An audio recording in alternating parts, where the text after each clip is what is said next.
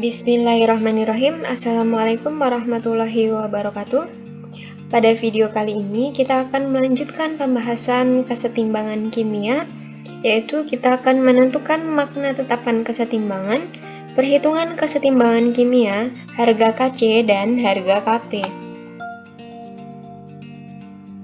Adapun tujuan pembelajaran kali ini, yang pertama, siswa dapat menjelaskan makna konstanta kesetimbangan. Yang kedua, siswa dapat menentukan harga KC dan KP dari suatu reaksi kesetimbangan. Berikut terdapat latihan mandiri. Latihan ini harus kalian kerjakan. Untuk bisa mengerjakan latihan mandiri, mari kita saksikan video berikut. Kita akan bahas tentang makna konstanta atau tetapan kesetimbangan. Tetapan kesetimbangan dapat menunjukkan seberapa jauh suatu reaksi berlangsung secara tuntas atau tidaknya. Nilai KC dan KP ditentukan dengan konsentrasi atau tekanan zat di sebelah kanan sebagai pembilang dan konsentrasi tekanan zat di sebelah kiri sebagai penyebut. Ini sudah kita bahas pada cara menentukan tetapan kesetimbangan ya, bahwa produk dibagi dengan reaktan. Nilai KC dan KP yang besar menunjukkan reaksi ke kanan berlangsung hampir tuntas atau sempurna. Jadi jumlah zat yang di kanan itu lebih besar daripada jumlah zat yang ada di ruas kiri. Nilai KC dan KP yang kecil menunjukkan reaksi ke kanan berlangsung tidak tuntas.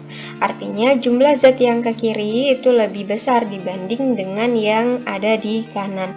Nah, di sini kita boleh menyebut ruas kiri dan ruas kanan ya. Ruas kanan itu adalah produk, ruas kiri itu adalah reaktan.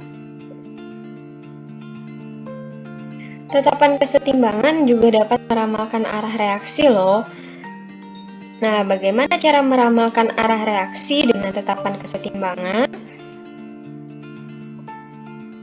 Cara meramalkan atau memprediksi reaksi kesetimbangan yaitu dengan menggunakan quotient reaksi atau QC.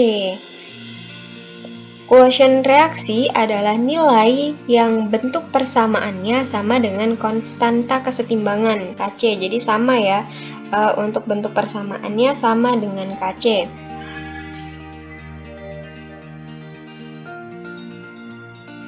Makna nilai quotient reaksi itu bisa disebutkan sebagai berikut. Jika QC sama dengan KC, berarti reaksinya setimbang.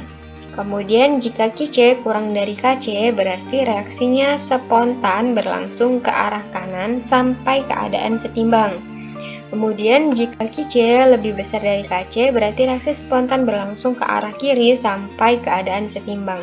Nah, jadi nanti di soal itu kita nanti akan menghitung nilai QC dan nilai KC-nya. Biasanya kalau misalnya kita diminta untuk menghitung nilai QC, nilai KC-nya itu udah diketahui. Jadi kita hanya membandingkan nilai QC-nya itu sama dengan, kurang dari, atau lebih dari KC. Sehingga kita bisa memprediksi kesetimbangan itu berlangsung ke arah mana gitu ya. Ke kanan atau ke kiri, atau ternyata reaksi itu sudah dalam keadaan setimbang. Nah, ini reaksinya berlangsung ke kanan sampai keadaan setimbang ya. Kalau keadaan setimbang berarti reaksi ke kanan dan reaksi ke kiri itu sama gitu ya, atau searah. Berikut akan kita bahas contoh-contoh soal yang biasa keluar pada materi kesetimbangan kimia. Nah, ini salah satunya tipe yang pertama. Langsung aja ke contoh soal 1. Dalam ruangan 1 liter terdapat kesetimbangan antara gas N2, H2, dan NH3 sesuai persamaan berikut.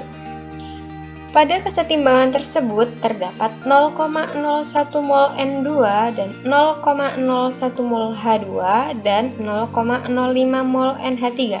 Nilai tetapan kesetimbangan reaksi adalah, perlu diperhatikan di sini ada kata pada kesetimbangan, berarti konsentrasi ini.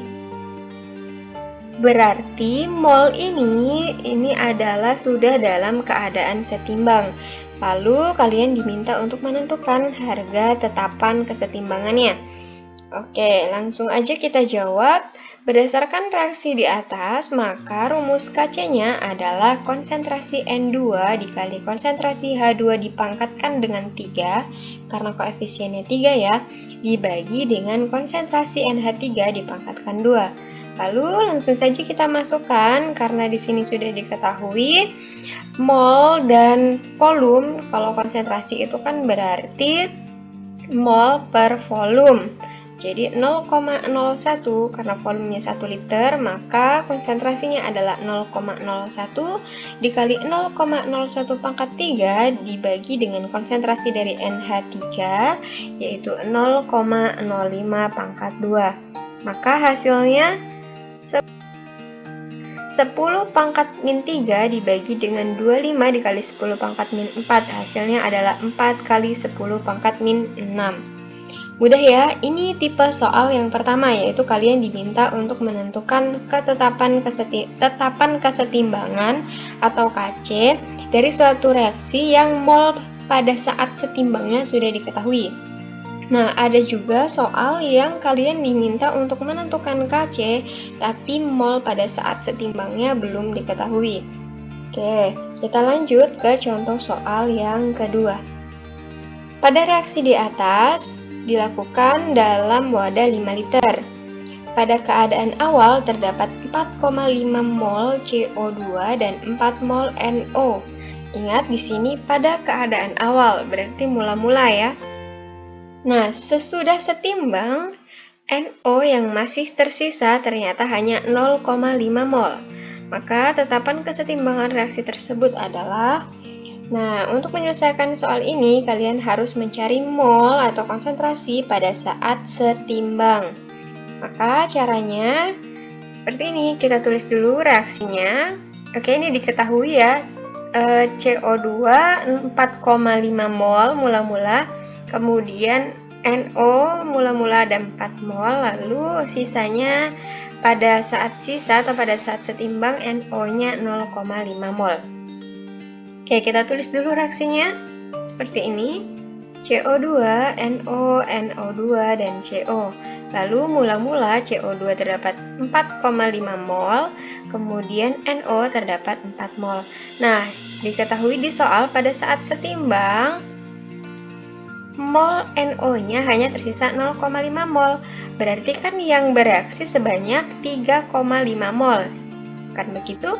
Iya, jadi yang bereaksi sebanyak 3,5 mol. Maka di sini juga dikurang 3,5 mol, di sini ditambah 3,5 mol, yang di sini juga ditambah 3,5 mol. Karena koefisiennya sama, 1 ya.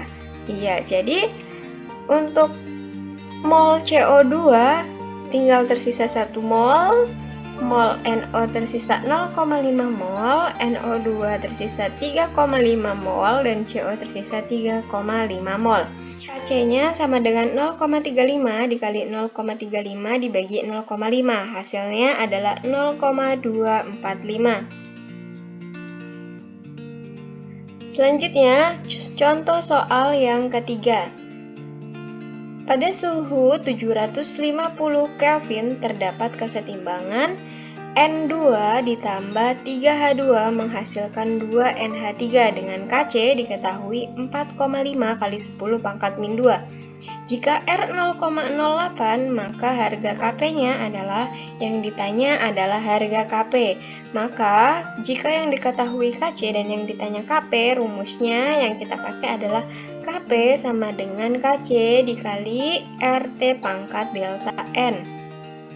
Oke, kita masukkan saja Kc-nya 4,5 kali 10 pangkat min 2 dikali R-nya 0,08, lalu T-nya 750 ya.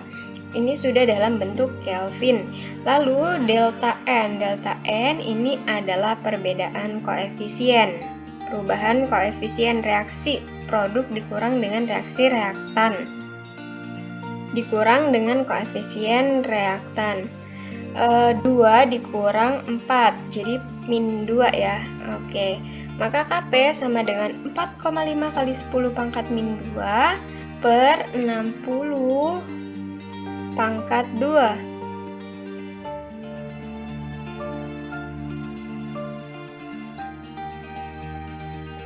per 60 pangkat 2. KP sama dengan 4,5 kali 10 pangkat min 2 per 36 kali 10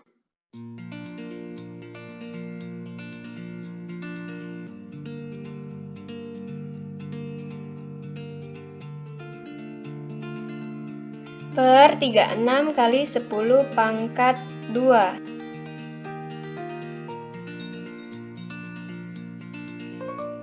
Maka KP sama dengan 1,25 kali 10 pangkat min 5.